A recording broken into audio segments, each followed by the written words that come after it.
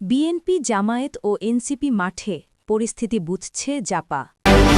গণভোটে আইন প্রণয়ন, সংবিধান সংশোধন হয়ে যাবে না, সালাউদ্দিন আহমদ।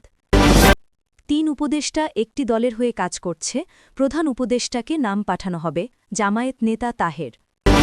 বিএনপির প্রার্থী পরিবর্তনের দাবিতে কাফনের কাপড় পরে মশাল মিছিল। চট্টগ্রাম ১৩ আনোয়ারা কর্ণফুলী আসনে বিএনপির মনোনীত প্রার্থী সরোয়ার জামাল নিজামকে পরিবর্তনের দাবিতে কাফনের কাপড় পরে মশাল মিছিল করেছেন নেতাকর্মীদের একাংশ। আজ বৃহস্পতিবার সন্ধ্যা ৭:৩০টায় উপজেলার কালাবিবির দিঘির মোড় থেকে শুরু করে চাতরি চৌমোহনী টানেল সংযোগ এলাকায় গিয়ে রাত ৮:৩০টার দিকে মশাল মিছিলটি শেষ হয়। সংসদীয় আসন চট্টগ্রাম ১৩ এর দুঃসময় ত্যাগী নির্যাতিত নেতাকর্মী ও সর্বস্তরের জনসাধারণ ব্যানারে এটি অনুষ্ঠিত হয়। এই আসনে মনোনয়ন প্রত্যাশী ছিলেন চট্টগ্রাম দক্ষিণ জেলা বিএনপির জ্যেষ্ঠ যুগ্ম আহ্বায়ক আলী আব্বাস, সদস্য সচিব হেলাল উদ্দিন, কর্ণফুলী উপজেলা বিএনপি আহ্বায়ক এসএম মামুন মিয়া ও দক্ষিণ জেলা ছাত্রদলের সাবেক সাধারণ সম্পাদক জিয়া উদ্দিন চৌধুরী। ত্রয়োদশ জাতীয় সংসদ নির্বাচন সামনে রেখে রংপুরের ৬টি আসনে প্রার্থী ঘোষণা দিয়ে আগেভাগে প্রচারণায় আছে জামায়াতে ইসলামী। ৩ নভেম্বর বিএনপি প্রার্থী ঘোষণার পর প্রচারে নেমেছেন দলীয় নেতাকর্মীরা। জাতীয় নাগরিক পার্টি এনসিপি অবশ্য দলের সদস্য সচিবের আসনটি টার্গেট করে প্রচার চালাচ্ছে। নির্বাচনের প্রস্তুতি নিচ্ছেন ইসলামী আন্দোলনসহ অন্যান্য দলের সম্ভাব্য প্রার্থীরাও। তবে দলের ঘাঁটি হিসেবে পরিচিত রংপুরে এখনও প্রার্থী নিয়ে মাঠে নামেনি জাতীয় পার্টি জাপা। আগামী নির্বাচনে জাপার কী ভূমিকা হবে তা নিয়ে রাজনৈতিক দল ও ভোটারদের মধ্যে নানা আলোচনা চলছে। দলের নেতারা সুষ্ঠু ও নিরপেক্ষ নির্বাচন দাবি করছেন। একই সঙ্গে ভোটের অভ্যন্তরীণ প্রস্তুতি নেওয়ার কথাও জানিয়েছেন।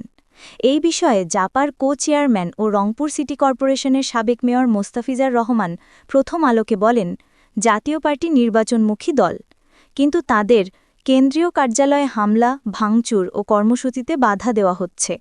তারা সরকারের কাছ থেকে সুষ্ঠু ও নিরপেক্ষ নির্বাচনের নিশ্চয়তা চান। একই সঙ্গে বিভিন্ন আসনে প্রার্থীদের সঙ্গে কথাবার্তা বলছেন। নির্বাচনের পরিস্থিতি বুঝে তারা সিদ্ধান্ত নেবেন। অন্তর্বর্তী সরকারের ৩ জন উপদেষ্টা একটি দলের হয়ে কাজ করছেন বলে অভিযোগ করেছেন জামায়াতে ইসলামীর নায়েবে আমির সৈয়দ আবদুল্লাহ মোহাম্মদ তাহের। তিনি বলেছেন, আমি খুব স্পষ্ট করে বলতে চাই, আজকে প্রধান উপদেষ্টাকে নানাভাবে বিভ্রান্ত করছে ৩ জন উপদেষ্টা এবং তারা ভুল তথ্য দিয়ে নানাভাবে বুঝিয়ে একটি দলের হয়ে কাজ করে সরকারকে একটি সুষ্ঠু নির্বাচন যাতে হতে না পারে সেদিকে নিয়ে যাওয়ার জন্য সুকৌশলে অপচেষ্টা চালিয়ে যাচ্ছে। আজ শুক্রবার সকালে আন্দোলনরত ৮ দলের যৌথ সংবাদ সম্মেলনে সৈয়দ আবদুল্লাহ মোহাম্মদ তাহের এসব কথা বলেন। রাজধানীর মগবাজারে জামায়াতের কেন্দ্রীয় কার্যালয় সংলগ্ন আল-ফালা মিলনায়তনে এই সংবাদ সম্মেলন অনুষ্ঠিত হয়। গতকাল জাতির উদ্দেশ্যে দেওয়া প্রধান উপদেষ্টার ভাষণের উপর প্রতিক্রিয়া জানাতে গিয়ে জামায়াতের এই নেতা এসব কথা বলেন। ৩ জন উপদেষ্টাকে অপসারণের দাবি জানিয়ে আবদুল্লাহ মোহাম্মদ তাহের বলেন, প্রধান উপদেষ্টার কাছে তাদের নাম পাঠানো হবে। এরপরও যারা ষড়যন্ত্রের পেছনে প্রধান হোতা হিসেবে কাজ করছেন তাদের বিষয়ে যদি কোনো সিদ্ধান্ত নেওয়া না হয় সেই নামগুলোর প্রকাশ করার বিষয়ে ভাবা হবে। সংবাদ সম্মেলনে একটি দলের সমালোচনা করে সৈয়দ আবদুল্লাহ মোহাম্মদ তাহির বলেন, একই দিনে জাতীয় সংসদ নির্বাচন ও গণভোট হলে জাতীয় নির্বাচন বেশি গুরুত্ব পাবে আর গণভোটের গুরুত্ব কমবে। মানুষের মনোযোগের অভাবে গণভোটে যদি ভোট কম পড়ে তাহলে যারা সংস্কার চাচ্ছে না তারা বলবে, যেহেতু ভোট কম পড়েছে জনগণ গণভোট চায়নি বলে বিবেচিত হোক, এর মাধ্যমে তারা সংস্কার থেকে সরে আসবে। এই ভাবনাকে সেই দলটির ভাত হিসেবে উল্লেখ করেন জামায়াতের নায়েবে আমির। তিনি বলেন, অপ্রত্যাশিতভাবে ইচ্ছাকৃতভাবে হোক অথবা ষড়যন্ত্রের শিকার হয়ে হোক সরকার একটি দলের ফাঁদে পা দিয়েছে এবং সংস্কারকে প্রায় গুরুত্বহীন করেছে। বিএনপির স্থায়ী কমিটির সদস্য সালাউদ্দিন আহমদ বলেছেন, মনে রাখতে হবে গণভোটের মধ্য দিয়ে আইন প্রণয়ন করা হয়ে যাবে না, গণভোটের মধ্য দিয়ে সংবিধান সংশোধন হয়ে যাবে না। এর জন্য আগে অবশ্যই জাতীয় সংসদ গঠিত হতে হবে। আজ শুক্রবার রাজধানীর শাহবাগে জাতীয় জাদুঘরের সামনে আয়োজিত এক কর্মসূচিতে একথা বলেন সালাউদ্দিন আহমদ।